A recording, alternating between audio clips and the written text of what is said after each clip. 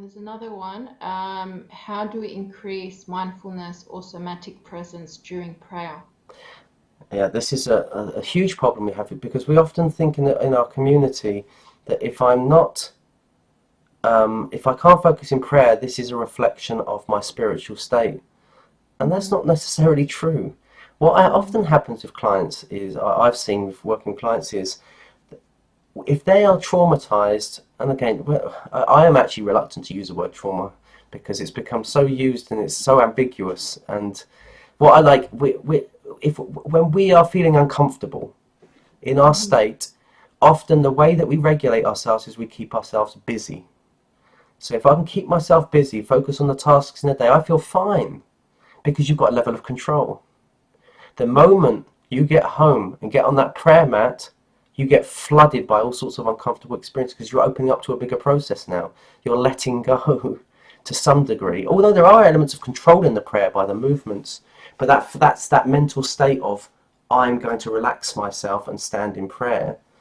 Um, that can actually flood people, and people need to be aware of that. And so it's working now with this is all about for this is the principle for me is how do we learn to relate with our bodies, Mm-hmm. and sometimes our bodies don't trust us and don't want to relate to us, and we have to respect that. So if I work with a client and I say, okay, let's see, can you notice something in your interoception, in your experience, your breath, your stomach, your muscle tension? Does it feel like this or does it feel quite relaxed? And I say, but as you're doing that, can you pay attention to how your mind, as you shine that light of focus and soft focus, not an intense focus, because efforting will not work. That is willpower. You can't willpower your body. It will instantly react. Like for short term, it can work when we push ourselves. Of course, sometimes we have to just push through. There's no doubt about that. But as a long-term strategy, it won't work. Mm-hmm. So, as they do that, does your mind start to drift off and you can't stay present? Or do you start to get agitated? That's a sign you're not ready. So that's a sign now we go exteroception.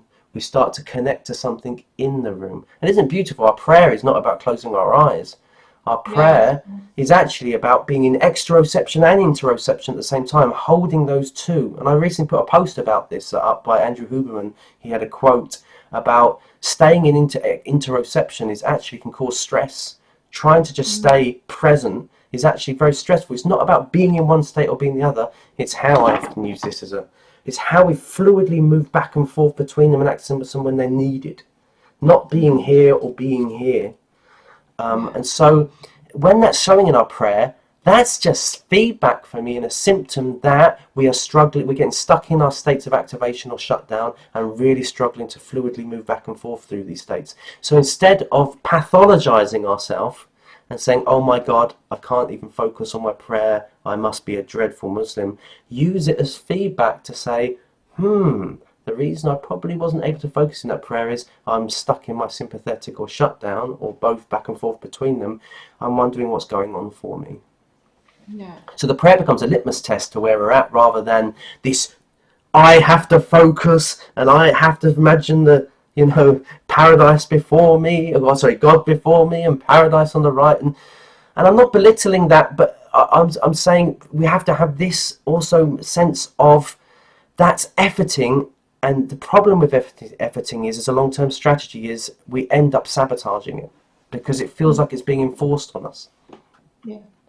So as well, like I think Islamically, if we're praying correctly, in the long run, our prayers improve. So if like what you're saying, using it as a litmus test, what's going on for you, it's like a flag of what to address. This is what you need to address, and then once you address it, you move forward, and you're able to then be able, like you said, go into introception and extroception at a more fluid rate.